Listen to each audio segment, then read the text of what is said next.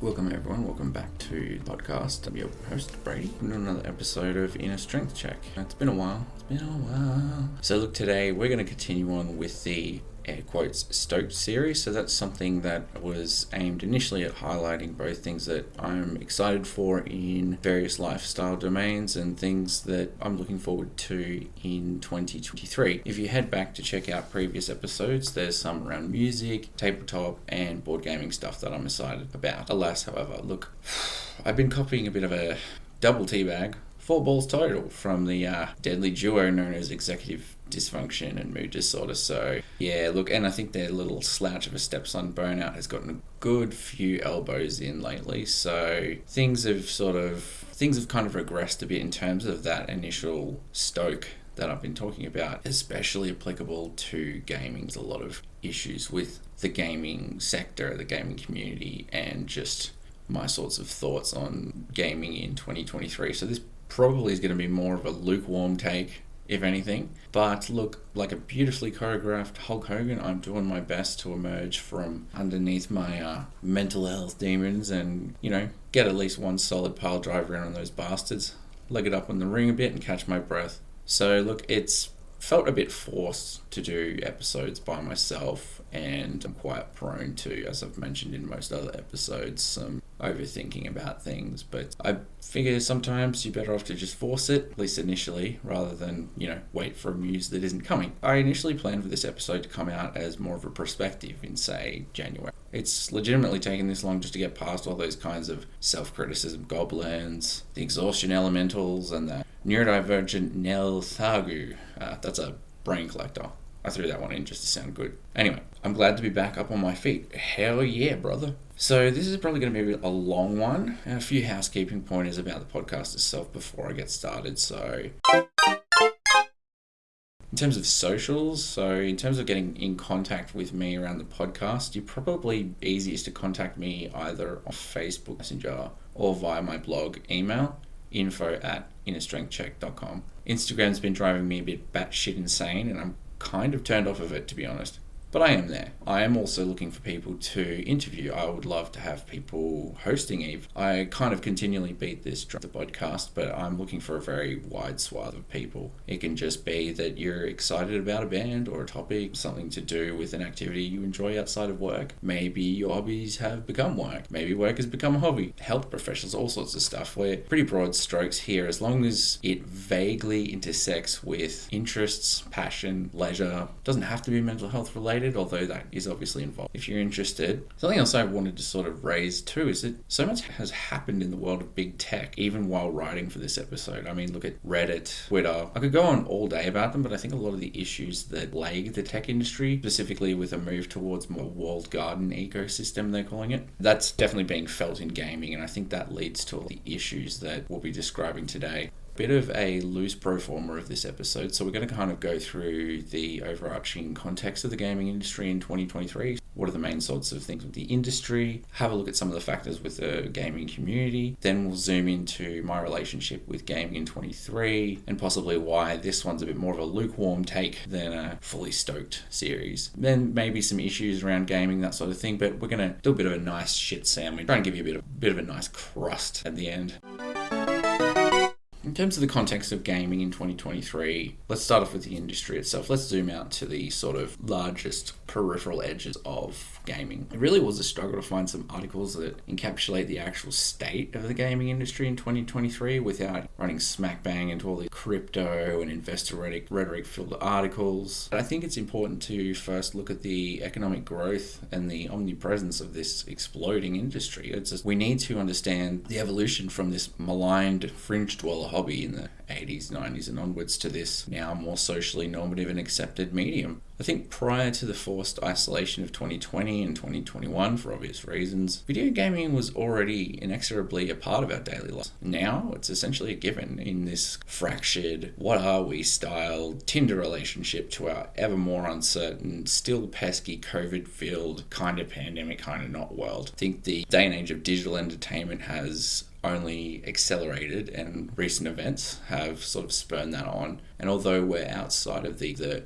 the nexus of the worst of the pandemic and our reaction to that, I think that's left a lot of us kind of languishing in a space where we often don't have the energy to go out and do as much, and things like video games and TV become comfortable. It's to the point that video gaming itself, it's so visible, it's so often spoken about. I found it hard to engage in this realm of all things leisure without feeling like I'm flogging a dead horse, because I think video gaming is so ubiquitous and so not niche. I just feel like I'm kind of flogging a dead horse, which I think was also a bit of a barrier to recording this episode in the beginning, to be perfectly honest. Numbers go up means capitalism goes yay. And boy, have those numbers up in the gaming sector. And as something becomes more prevalent economically, it then becomes more prevalent culturally, and the other way around. So I'm going to take a bit of a quote here for some market analysis data from an organization called Grand View Research. Quote, "The global video game market size was valued at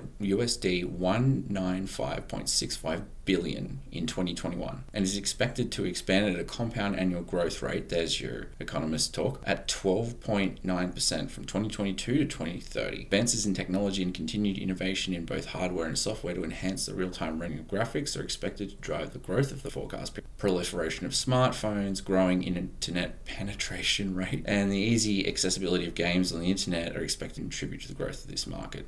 Look, there's a lot of metrics, a lot of data in the article, but they basically said that, mirroring what I said before, so their statement is that maintaining such stratospheric momentum was bound to prove challenging as lockdowns lifted throughout, and the negative effects of the pandemic began to be felt. Nevertheless, by the end of 2021, the industry had still managed to grow by 7%, topping out at approximately USD $103 billion.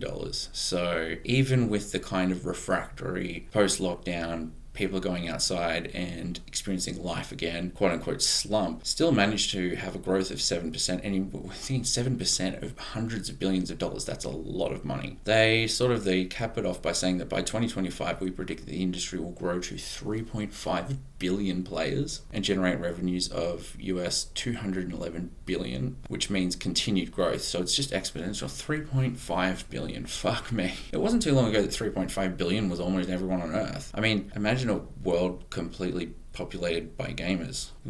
Say I shudder, and I am a gamer. So what's driving this momentous shift in profits? I mean, aside from the obvious influences like access to technology, the impact of a couple of years' time forced indoors, a shifting relationships to media in general, the ease of accessibility, another good source by a company called Hitberry nails it on the head. Consumption habits in other forms of entertainment, such as film, TV, and music, have dramatically shifted in recent years away from ownership, whether physically or digitally, or adherence to scheduled programming. Subscription services such as Netflix, Amazon Prime, Disney Plus, and Spotify have transformed those industries, with content now more often than not being streamed live from the cloud via vast server farms and data centers. While similar impacts are starting to be felt in gaming, given the medium's unique properties, it's more likely that subscription services in the cloud will supplement traditional gaming hardware than replace it completely. Well, for an Aussie with shit internet, that's not the greatest prospect. But look, it's unsurprising. We have this culture of product as service. I mean, look at trying to consume TV media now has become cable. You know, there is so many sub-services like Disney, Netflix, Paramount. It's just more heads on the Hydra just keep popping up. Similar deal with Spotify, and I think product as service is something that I'd like to touch on, because I do think it actually does relate to, number one, how we engage with hobbies, but number two, with our mental health, for better or for worse. But look, we're moving away from this traditional reliance on a singular digital product. You see things like EA Play, subscription models for specific platforms, that sort of thing. But I think as the choice paralysis builds in these glutted markets stuffed full of more easily produced content, there was this sort of time where a gentle size of a one-size-fits-all streaming services just offered this nice kind of reprieve. It's a bit of a cognitive heuristic, which is a bit of a shortcut, a bit of a just, look, you don't have to trifle through this and try and do your budgeting and buy all these individual products. Here you go, chuck it on your credit card once a month, it's all yours. So see, for instance, Game Pass. So look, we can't talk about an industry with such explosive growth without moving the lens into a little bit more of a contentious space, I guess, and that's the gaming community writ large. what does it mean to be playing video games in 2023? So talking about community now, it's definitely something less archetypal than, say, what it meant to be a gamer in the 90s and even the late 2000s. I mean, back then, at least when I was in high school, if you spoke your passion for video in public forums, dude, that's a physical threat. Like, that's a no-no. The term gamer was this scoff-generating term, and it evoked images like that mouth-breathing guy. You know the guy who loves Helga and Hound, and he's like... yeah, that guy. And look, to be honest, what it means to proudly identify as a gamer since then has kind of gotten considerably worse and more stigmatizing. And further down the track, I think I'm going to elucidate a little bit further on that from my perspective. To put it bluntly, although video gaming is probably my primary non-music downtime activity, I don't think I'll ever feel comfortable identifying as a gamer. So it's interesting, right? Because we've got this persistent stigma, and there's been some pretty problematic shit that's happened in the last few years that's kind of seen a resurgence in gamer being kind of an icky label. But yet, despite that, we see more and more whole families and communities adopting gaming practice without hesitation, which is really interesting, I think. So, like, the cultural perception of video games, that's transformed over time. I mean, once it was seen as a niche pastime, so it's evolved into this legitimate form of entertainment. It's worth billions of dollars, as I've said. And that kind of blurs the lines between what's a gamer and what's a nonna. So even in that context, like, self-identifying as a quote-unquote gamer, I don't think it holds the same significance or exclusivity it once did. Most people I know my age are either familiar with playing or have played games. It's not this kind of separate thing. It's much harder almost to avoid it.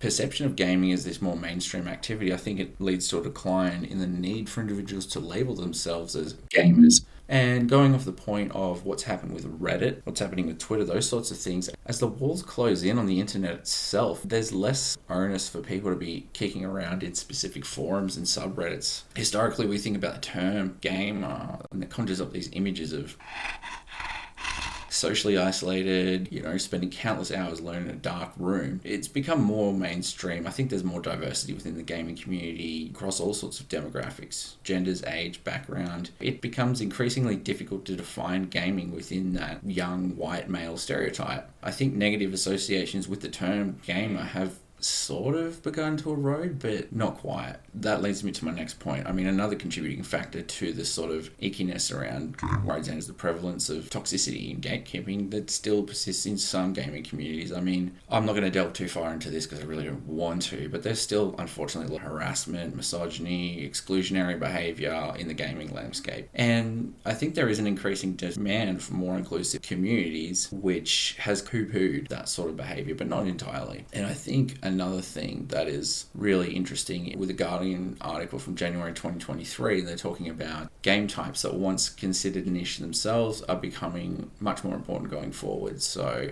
lots more sort of Lucy Blondell from Wholesome Games says, for example, a thirsty market for cozy games. That's an interesting sentence. So I believe I'll see more of this in 23 with specialized curation and streams. Yeah, we have a lot of economic uncertainty, a lot of generational change, and a lot of diverse platforms. The whole concept of genre is something that the Guardian posit as something that's eroding itself. So their quote is, the notion of genre can be considered as a way of grouping works within a medium to market to people so that they're buying things that are similar to something they already like, says designer and consultant Will Luton. But as access to content is now so cheap and easy in music, movies, TV and games, the need for genre starts to break down, exacerbated by influencers and algorithmic delivery that can be more accurately uncover good content that you like. Don't entirely agree with that last sentiment, and we'll go into that in a minute. It's an interesting point. Like, we've had a lot of diaspora in the gaming community. Things were historically centralized through major MMOs, World of Warcraft, title like COD. Those were sort of the main kind of cultural mainstays in the gaming community. Almost everyone was playing on XYZ. But as we start to branch out into more sort of private spaces like Discord, there's a lot of changes in even the way that gamers communicate. Public chats are often dead, like internal public chats in games, whereas if you go onto some gaming-specific Discord communities, they're quite vibrant, but there's also quite a lot of cloistered gaming spaces. So I feel the overarching point of that is that gaming, there's more specialization, and yet there's more, in terms of the gaming community, it feels more specialized but also more amorphous. And the idea of gamer as a marker of identity is sort of becoming increasingly nebulous and relevant but also still problematic. So I think that's kind of an interesting distinction there too.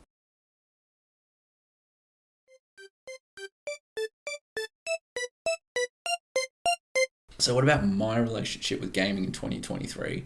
I'm going to frame this around a couple of things. So first, we're going to look at it from a mental health point of view, because I think before I get into being too much of a cynical prick, I think we need to bring it back mental health and how, obviously mental illness, that sort of thing, can put a less than favorable spin on things in general. And I'm a bit of a cynical prick. Up until recently for me, like the energy and the attention that's been demanded by shifting into my new role in a really challenging environment, I'm actually really loving my new job. Holy shit, it is full on.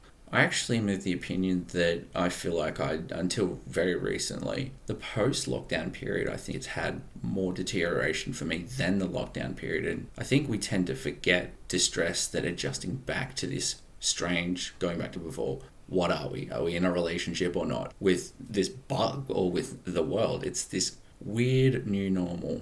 And there's so much weighing on our generation. I'm not even going to go into it, but obvious suspects, labour market, housing, all the downward effects on everything, logistics, supply chain, healthcare. Is this a product of my own psychological factors? Is it industry? Is it option paralysis? Or is it all the above? Look, I think for me, in terms of how my mental health has changed, so I'm no stranger to experiencing episodes of depression and anxiety, those sorts of things. I've always had this background drive and hedonic need. I think that possibly the ADHD part that's always seeking the dopamine, no matter how fucked up I feel otherwise. It's actually things had recently progressed to a point where even that had sort of shut off. So look, I'm going to shamelessly quote off Wikipedia here. If you don't know what I mean by anhedonia, it's a diverse array of deficits in hedonic function, which means like seeking pleasure, seeking rewards, leisure, hobbies. So, large part of this podcast. Reduced motivation or ability to experience pleasure. So early definitions emphasize the inability to experience pleasure, but anhedonia is being used by researchers to also refer to reduced motivation, reduced anticipatory pleasure, so even wanting things, reduced consummatory pleasure, so liking, and even deficits in reinforcement learning. And that makes sense for me. And in the gaming space, that's huge. I have very little want for games. Liking, yeah, sure, it's something to do. The anhedonia can be associated with ADHD, so impairments of your dopaminergic and your serotonin function can actually result in dysregulating the reward processing pathway. So I don't want to give too much of a sub-story around all this. It's about gaming, it's not about mental health, and in fact I actually think things are getting better for me bit by bit, but I wanted to give some context. To me, I think gaming at some point was not just a form of entertainment, but a little bit of kind of experience avoidance. It was a nice way to just sort of shut, which is fine. Like a little bit of dissociation, shutting off is healthy. But I do think gaming is something immersive, exciting, stimulating, and rewarding, but I notice like in stressful times tend to find that I've got more and more difficulty juggling complexity or keeping my interest in storylines, the increasing time span that's involved in your average game these days. But I think let's bring it to what I'm playing.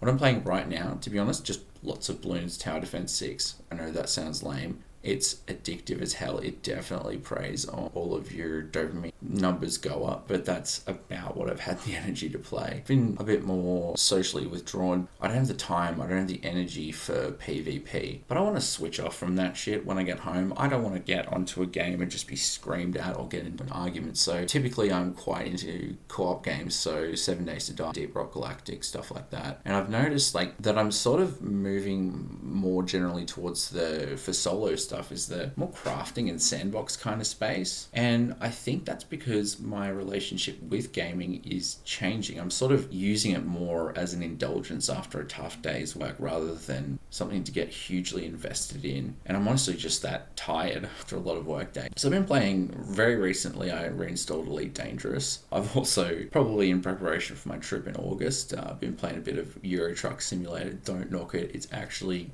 not bad. There's something very zen about just driving. That's the thing, is that what I'm noticing in the gaming space is that a lot of the open world titles and even RPG titles and even non-RPG or non quote unquote open world titles are really, they've just moved into that Assassin's Creed Odyssey collectathon, padded out hundreds of hours of content. And I think that I've kind of swung the other way and gone, if I'm going to play something open world, I at least want to do something where I feel like I've got a bit of mastery and control that isn't just collect 100 XYZs. I also think that I've got some hunches about why those sorts of games are popular, both from a neurodivergent point of view and society/capitalism point of view, but that's for another time. So to be honest, I don't have much to offer in terms of what I have been this year. I think there's a few reasons for that. So I feel like there's a lot of paradox of choice and option paralysis now. Steam, don't get me started on Steam. There's been a proliferation on titles on the Steam store, which is great. It's so good in terms of seeing how many quality indie games are out there. Advances in technology have really allowed indie developers to catch up to, and in a lot of cases now surpass and exceed big AAA developers. But what I'm noticing about Steam is that they've become so enamored with the concept of a sale. It's that there is constantly a sale now. You can't open Steam without there being some sort of beautiful, colourful banner. Too many of them, and they're too shallow in discount. I have 227 games on my wish list. That's ridiculous, right?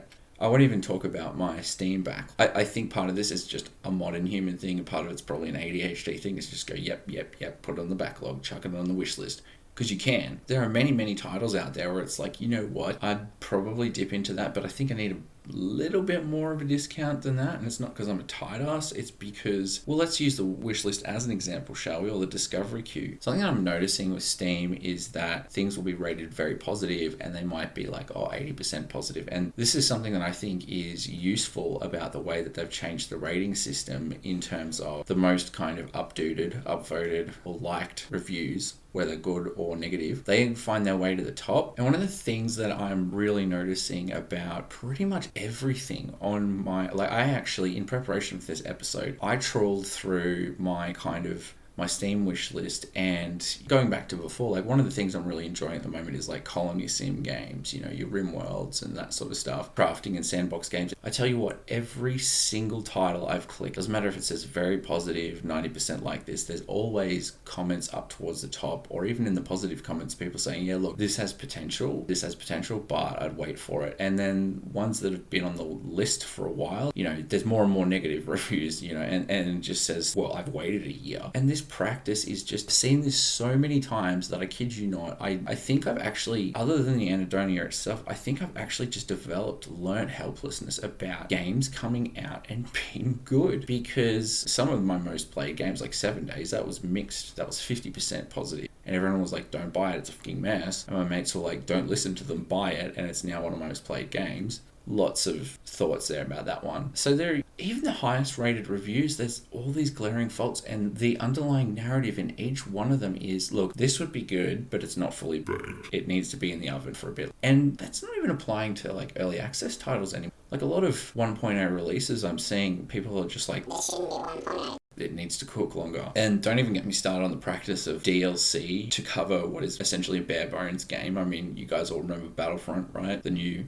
quote-unquote new Battlefront and Street Fighter V. There's so many instances where the game is being released nothing, and then there is this DLC that's actually pricier than the game itself being released. I gotta stop whinging. But for instance, even tutorials, gaming tutorials on YouTube, they take too long. This is the other thing. Most games I find now require some sort of YouTube walkthrough to kind of grapple my head around. But those tutorials often take too long because the culture is to have a Twitch Let's Play style to a tutorial. I'm seeing fewer and fewer content creators just make quick and up to the point, hey, here's the game, here's how to play it. And that's a barrier for me, There's some good threads there's a subreddit, and oh my god, don't even get me started on Reddit at the moment. Rest in peace, Reddit. But Patient Gamers is an interesting subreddit because I feel like there's a lot of these people in agreement that sort of trying to step back from the marketing hype and that sort of thing. And I saw saw a thread earlier today that was saying the proliferation of indie games are really popular because they're shorter, there's fewer cutscenes, they put the action first, it's easy to pick up and put down, more likely that you'll do new and interesting things, and everyone was in agreement around that. But I think what people were also in agreement wrong with AAA gaming is that collectathon bloated 110 hours plus model has just become the template. Like they took, the Assassin's Creed, all those other sorts of series, like that's the template. Yeah,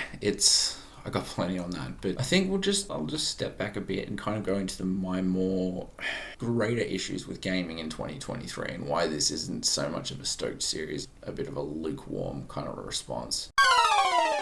So publishers, let's start there. And look, oh God, could go forever, but so I think that publishers, they're often putting out these strict deadlines just to align with the marketing campaigns. Like, look at No Man's Sky, for instance, enough said. Holiday seasons, financial targets, all that, so yada, yada, yada. Devs get forced to release games prematurely a lot now. And then that leads to a lot of bugs, glitches, and unpolished content. I mean, look at how Cyberpunk started when it came out, right? And it just prioritizes short-term games over long-term satisfaction, because if you're a hyped studio, say for instance CD Projekt Red, and you've got, a few hundred awards that The Witcher 3 won behind you, people are just going to buy that by default. And then we've got pre-orders, right? So prevalence of pre-orders, that's fueled the problem a bit more. So publishers are always enticing players now, exclusive bonuses, early access, or special editions to encourage pre-ordering. Look at the special edition of Starfield on Steam. It's $170. Are you kidding me? I'm going to be buying my friend's beautiful fretless bass for double that. And I know it still sounds like a lot, and that's money that I need to save. And this probably sounds like a privileged take, but 2 copies of Starfield, or a good quality musical instrument, that could last me years. And you look at the content, it's the same thing. It's art books. This one has, special 5-day access, and I know a lot of that is to help a lot of Twitch streamers get ahead. And that's another thing, is that it's about fueling that content creation cycle and getting influencers to buy day one or pre-day one so that they can get ahead of the arms race, have their content out first. And it becomes more about finishing the game or streaming the game than sitting back and having time with it, letting it marinate. So yeah, there's that. And it's just, there's exclusive bonuses, blah, blah, blah. And then Skyrim, right? Let's not even go there. But yeah, developers often release games with the knowledge that it is unfinished. And then there's this reliance on day one patching and then further patching just to address major issues. And again, a lot of that is crunch culture and publishers really pushing devs. So patches are meant to sort of fix bugs and enhance the gameplay, but I feel like there's an over-reliance on them at the moment. It's perpetuating a really nasty cycle. We've been made to assume, and we act in a way by tolerating it. Subpar initial experiences, we rely on future updates to get a more polished product, and I'm so sick of that. I come from being a 90s kid, and you buy a game, and if it's unfinished, well, what the fuck? We've just become unwitting participants in the development project. I read these reviews, and it's this just sounds like feedback for beta testing, and that's what being a gamer kind of entails now. Beta testing. Not always, which is good to see. There's crunch culture. So look at what's happening to the devs. They're subjected to long hours, intense pressure to meet these deadlines, all that. Talking about burnout before? Burnout. There you go. Burnout affects productivity. It affects quality of work, quality of life, which that manifests on the front end for us as consumers with unfinished or poorly finished game, because the devs are throwing in the towel. They're done. They're cooked.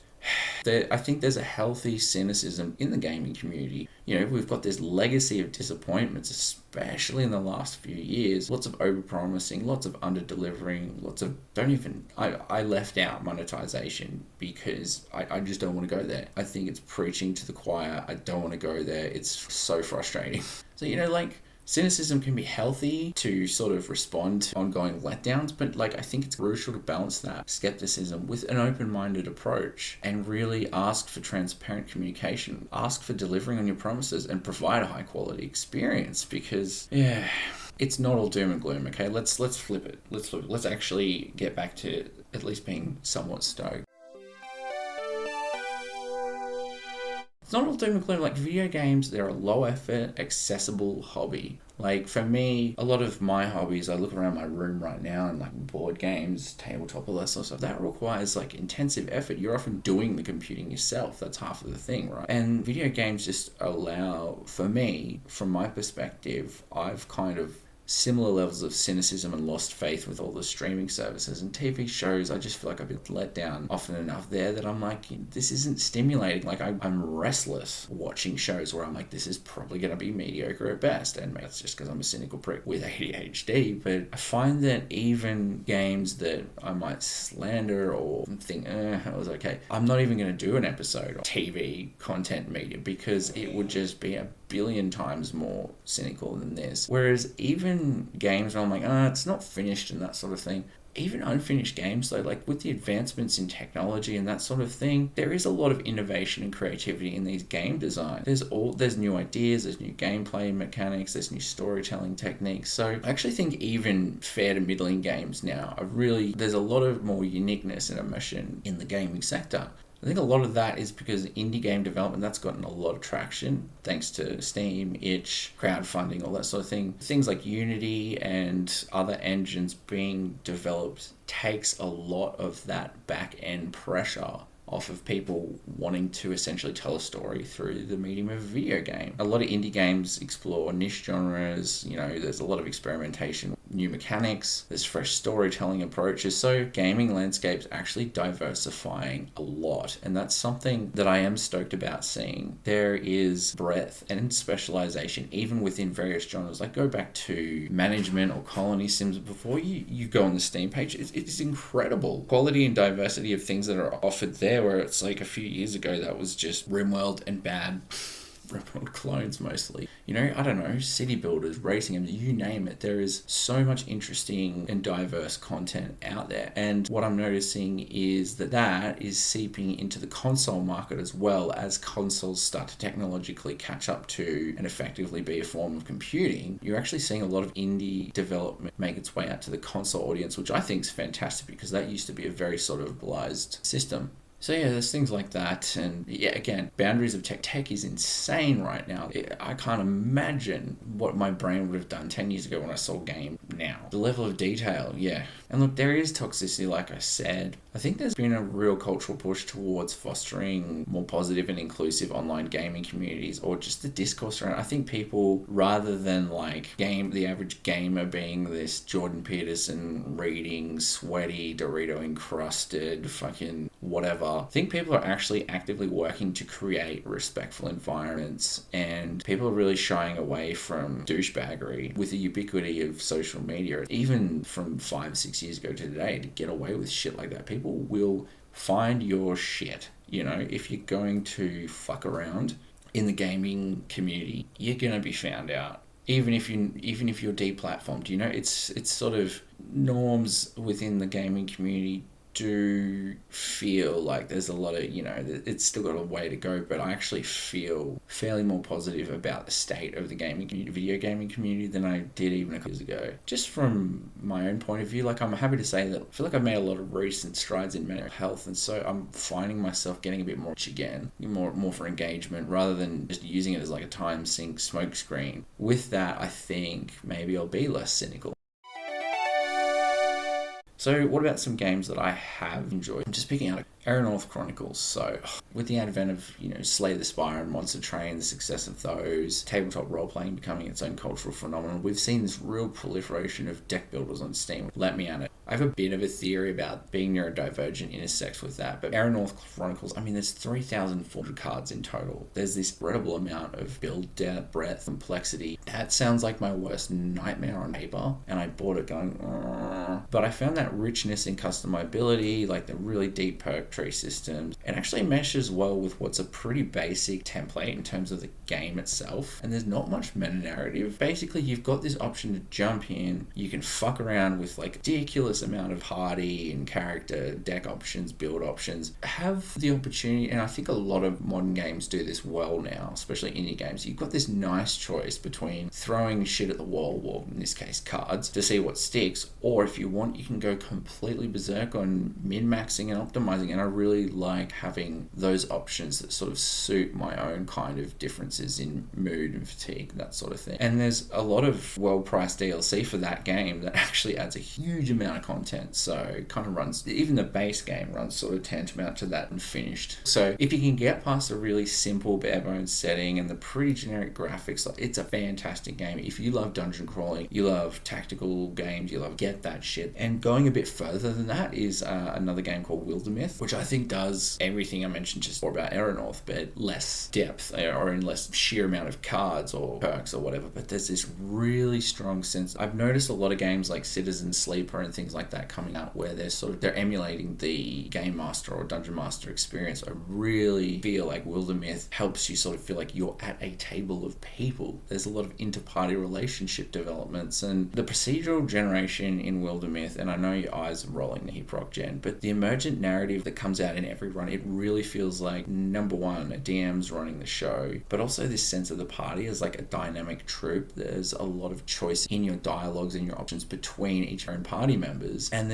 you watch relationships and conflicts and struggles develop in the party, which is one of the strong, I think, influences for people enjoying social activities like, for instance, tabletop role-playing games. Typically you have this strong story that bolsters an otherwise static feeling squad as a video gamer, but Wildermyth just does it so well. I mean, like, your heroes age and change over time, they get scars, they get new skills, they form really like characters, and it's this pre-written procedural mix, and as you play there's new events, characters and story arcs that develop, and then you can have legacy mechanics. So look, I just want to point those two out, especially because I've talked a lot about tabletop in this podcast, and Wildermyth is fantastic. Like, I'm actually going to go the Armors and Skins DLC. And so what are some releases that I'm looking forward to? Oh man, so going back to that wish list, so I've just pulled out a few that I really just briefly want to kind of speak to. Xenonauts 2, tactical and turn-based gaming, love it. I'm really looking forward to that. XCOM is basically modeled off of Xenonauts, so this is going to be a huge one both for old school gamers and I think a new generation of tactical gamers. Dune Awakening, look, Dune has been commodified a bit, but I don't mind that. It's a bit of a cultural icon. I'm hoping that the MMO will be good, hoping that it will add to the lore that's been greatly expanded on already with like the current board games or the TRPG, so that's cool. And if it's done well, I may get very addicted to that.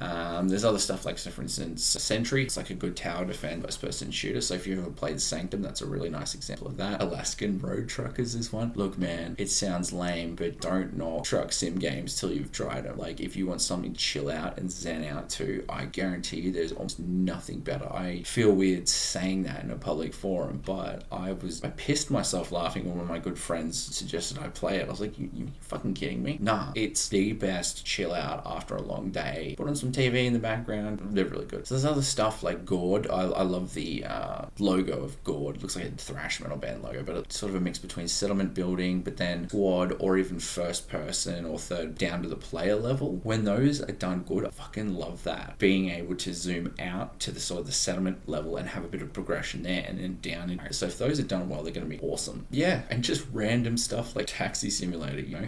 I'm a little cautiously domestic about Starfield. I feel preemptively defeated, but I'm just going to choose to be cautiously optimistic about Starfield. I think we could probably do a whole episode on that once that comes out, right? Stalker 2, oh man, Stalker. New Star Wars game, Star Wars Hunter. The Expanse, so Telltale, which is funny because The Expanse is a show based on a tabletop campaign, and Telltale are now doing a game based on a show. So look, I guess the thrust of it is at the end of the day, there are things that I am excited for in the video gaming space. I don't think it's all negative. There's a lot of threads here that probably a lot of you will identify with or agree with, or you won't. InnerStrengthCheck.com is where this will be posted. Likewise, you can have a look at my Twitch, same handle, YouTube, same handle, Instagram. Feel free to reach out.